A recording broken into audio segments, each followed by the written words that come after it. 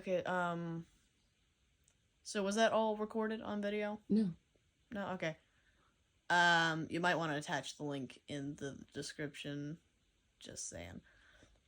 But, So how could you make things brighter for bioimaging? Like the dyes or whatever? I mean, I feel that it would be more useful to use something that radiates in, like, something that is a lot less readily absorbed by the body. I don't know any atoms or molecules that radiate radio waves or microwaves. It would be very hard to isolate the machine from outside ones. But if you could find both of those, that could be very useful. Although I do think that the radiation scanning, I mean, for what it's worth, and and for all the dangers involved, probably isn't the best way to go about things.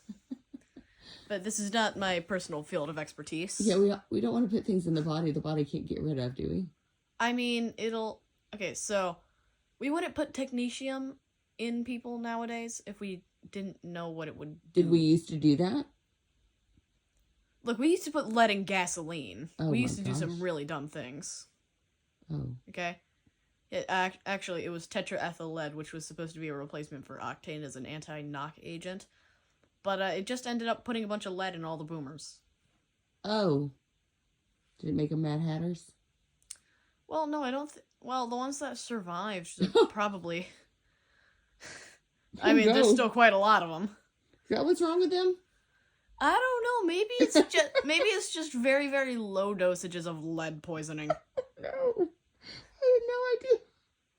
You didn't know that we used to put lead in gasoline? Oh, it's called unleaded gasoline for a reason. I knew we put lead in gasoline, but what are you talking about? We put it in their body. No, we didn't put it in their body. Okay. The byproducts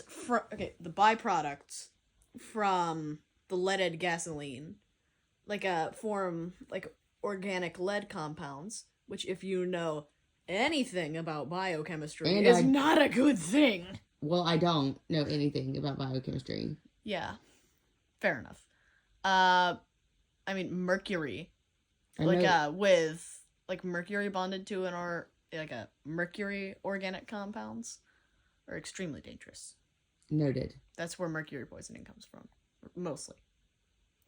I mean, it's not like you can drink a bunch of lead, but I think if you drank lead, you would be more worried about the immediate dangers of, it melting through your body than lead poisoning. No, noted. Thanks for that visual. Just gross, Hubert. Ow.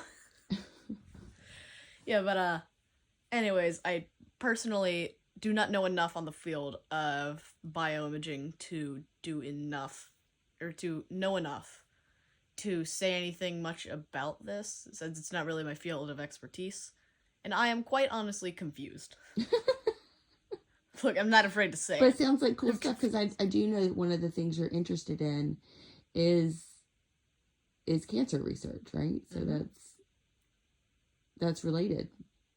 That's one of the ways that we can spot stuff, right? Actually, the body is, believe it or not, very good at tracking down and immediately executing almost every single cancer cell that it comes across. Maybe one every 30 minutes. And it does not slip up often.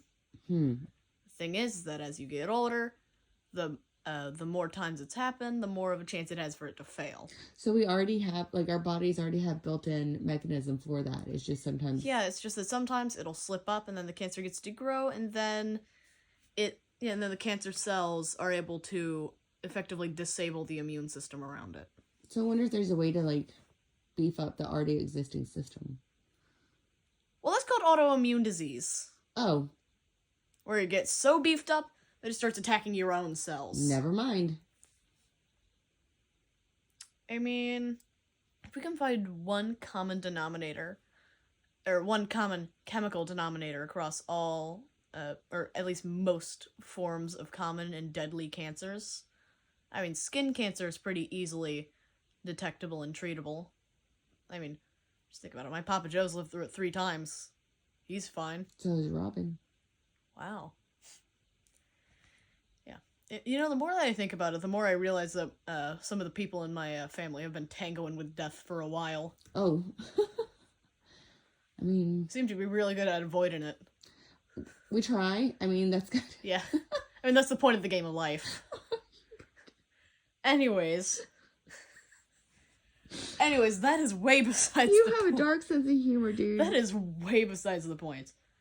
Yeah, if we find one common chemical denominator across all forms of cancer, or at least all deadly forms of cancer, then we could introduce RNA into... Actually, I believe it was the thyroid glands that train your immune system. But basically, you use some sort of gene modification thing. We already have CRISPR, which is still kind of a work in progress. But if we can get that down to no pun intended, if we can get that down to a science, then we could probably modify the DNA or RNA or instructions, for lack of a better word, of the immune cell producing center. I actually don't know where that is.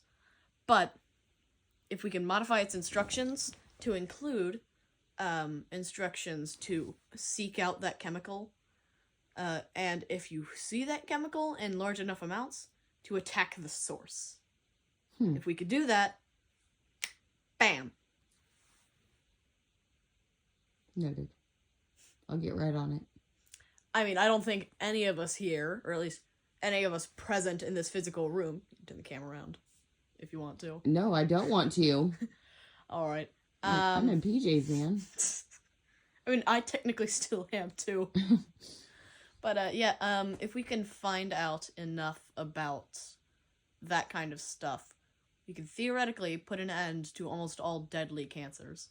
Then we can make a few corrections for edge cases, and then, yeah, but way easier said than done. And again, don't know much in the field of biochemistry, so.